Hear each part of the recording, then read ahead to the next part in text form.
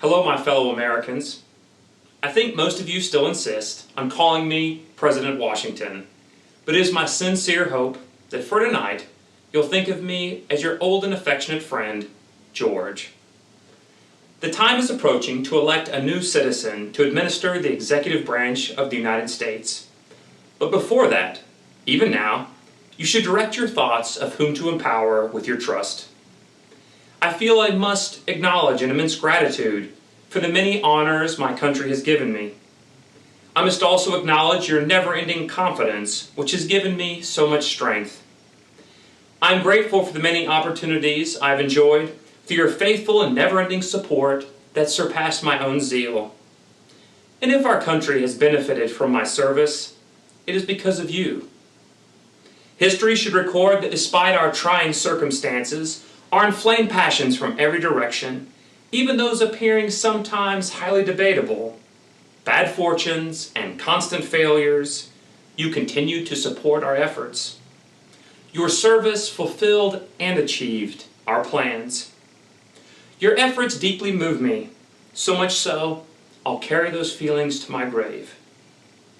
Your service is an encouragement to strive, to keep our promises, and to plead with heaven that it continues to smile upon us, that heaven may continue to solidify our unity and brotherly love. May God grant that this free Constitution, which is your own noble work, may be maintained, and that in every department of government may be stamped with wisdom and virtue. The upholding of this Constitution is the happiness and liberty of the people of the United States. I hope that you will preserve it, use it prudently, and in doing so, it will be applauded by the world. So much so that every nation will come to adopt it as their own. Here perhaps I ought to stop, but I'm concerned about your welfare, a concern that can only end with my life, and I fear for you in a way only natural with my concern, and on an occasion as this, I am compelled to offer you a few thoughts, and I ask you to review them often. I've thought long and hard of the things and the ideas that are critical to your success and happiness as a people. I hope to freely offer these thoughts as an impartial and parting friend who has no motivation to deliver biased counsel. I appreciate your past indulgence to listen in times like these, and I must say that it only motivates me to share with you again today. I know how much you love liberty, and nothing I can say can further your commitment to resolve to pursue it. Our unity of government that brings us together is precious to you, and it should be, as our unity is the pillar of your independence, the support of your peace at home and abroad. It brings us safety and prosperity, and that love for liberty that you prize so much. Though as easy it is to see your love, many games will be played to weaken your conviction and the truth of liberty. Our unity and love of liberty must remain a political fortress against the onslaught of our domestic and foreign enemies. Our enemies will constantly and actively try to attack you, and it is under the fire of these attacks that you must grasp the immense value of our national union to your collective happiness. You must cherish a cordial, habitual, and never-ending attachment to this union. Let it be your armor of political safety and prosperity. Guard it with a constant eye, and discount and discredit any attempt to abandon it. Frown upon every idea that even begins to attempt to alienate any portion of our country from the whole, or that weakens the sacred ties which bring together our various parts. You have every reason to pursue unity with great concern and interest. A citizen by birth or choice of a common country has a right to your care, interest, and desires for unity. The simple name of American, which belongs to you, must always elevate a pride in patriotism and unity above discrimination. There are only a few shades of difference among you. You have the same religion, manners, habits, and political principles. Independence and liberty are your common causes, in which you have fought and triumphed together to win. Those causes are victories brought on by working together against common dangers and suffering. But these general considerations, however powerfully they align with your sensibilities, are greatly outweighed by those that apply directly to you. In your personal considerations, our country finds the most powerful motives to carefully guard and preserve the union of us all. In contemplating the causes which may disturb our union, I am seriously concerned about any grounds by which we characterize parties by geographical discriminations, north and south, east and west. Scheming people may endeavor to support the belief that there is real difference among local interests and views, and one of the ways politicians of a party acquire influence in their districts is to misrepresent the opinions and goals of other districts. It becomes difficult for any of us to resist the temptation for jealousy and frustration which grows from these misrepresentations. And these half-truths and twisting of words, they tend to tear us apart rather than bringing us together as a group sharing familial affection for one another. For our union to be effective and long-lasting, we must have a government for the whole. It's imperative. No alliance, however strong, may be an adequate substitute. And those alliances will inevitably experience the infractions and disruptions which all alliances eventually experience. Since we understand that basic truth, we have adopted a constitution of government that is designed to surpass the alliance for a union that can manage your concerns. This government, a child of your own choice, uninfluenced and humble, completely free in its principles, and just in its distribution of power, synergizing energy and security and allowing for its own amendment, was adopted after a full investigation of its principles and after mature deliberation.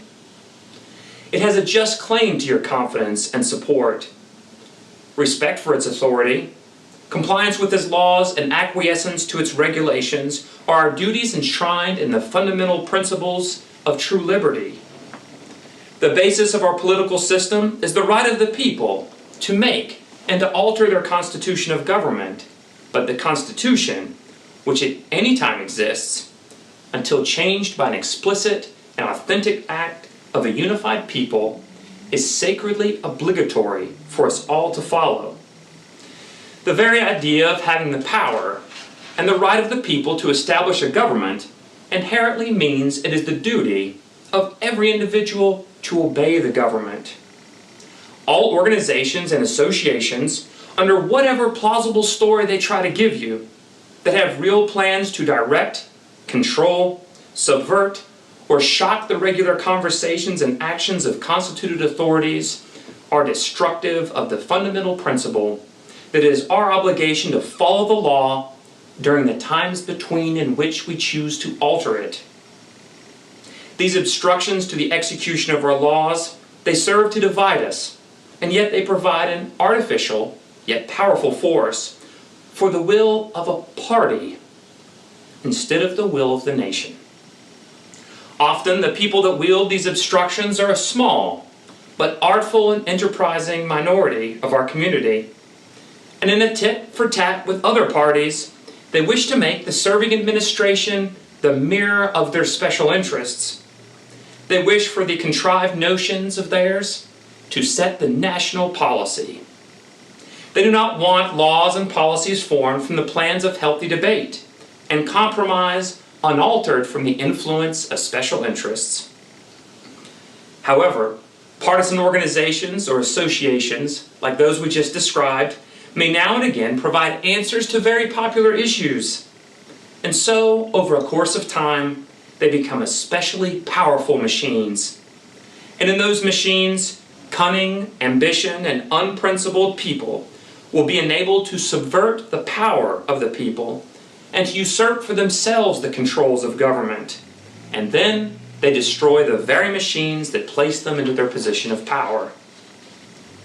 To preserve our government and to maintain a happy union, It is required of us that we not only denounce oppositions to its acknowledged authority, but that we also carefully resist movements that wish to innovate upon its principles, no matter how attractive those new innovations may seem.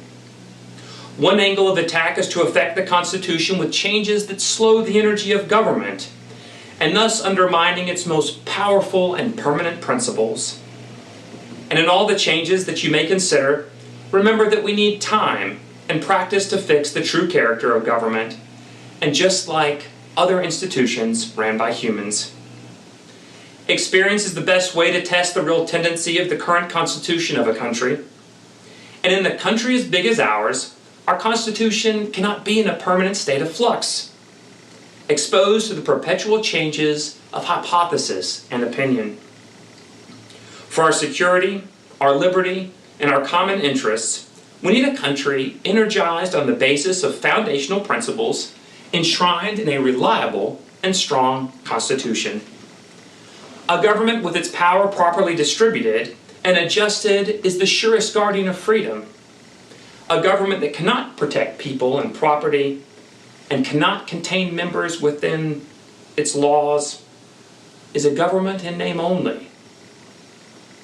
I have already hinted at the danger of parties in our country, with particular emphasis in the founding of them based on geography. Well, let me now take a more comprehensive view and warn you in the most solemn manner I can against the destructive effects of the spirit of party. This spirit, unfortunately, it's inseparable from our nature, having its root in the strongest passions of the human mind, and it exists under different shapes and sizes, in all governments, more or less stifled, controlled, or repressed. But if the spirit of party gains power, you can see that it's rotten, and it's truly the worst enemy of the state. The domination of one faction over another, sharpened by the spirit of revenge, which is natural to the deep disagreements between parties in itself, is a frightfully cruel and oppressive exercise of power. This domination of another party, in different ages and countries, has perpetuated some of the most terribly grave crimes. But over time, this leads to permanent despotism, that cruel application of absolute power. The problems and miseries in the minds of people gradually entice them to seek security and tranquility in the absolute power of an individual. And sooner or later, the leader of some prevailing faction, one that is more able or simply more lucky than their competition, takes advantage of these desires for security and tranquility and turns them into the means by which they rise to power, but at the expense of the public's liberty. We must always watch for that kind of tyranny. Let's take a step back from that extreme. The common and continual mischief brought about by the spirit of parties are sufficient enough to make it the interest and duty of a wise people to discourage and restrain it. This spirit serves to distract the public councils and weakens the public administration. It agitates the community with ill-founded jealousies and false alarms, and it kindles the animosity of one party against another, instigating occasional riots and insurrection. It opens the door to foreign influence and corruption, and it uses party passion to gain easy access to the government itself. And in time, the policy and will of one country falls to the policy and will of another.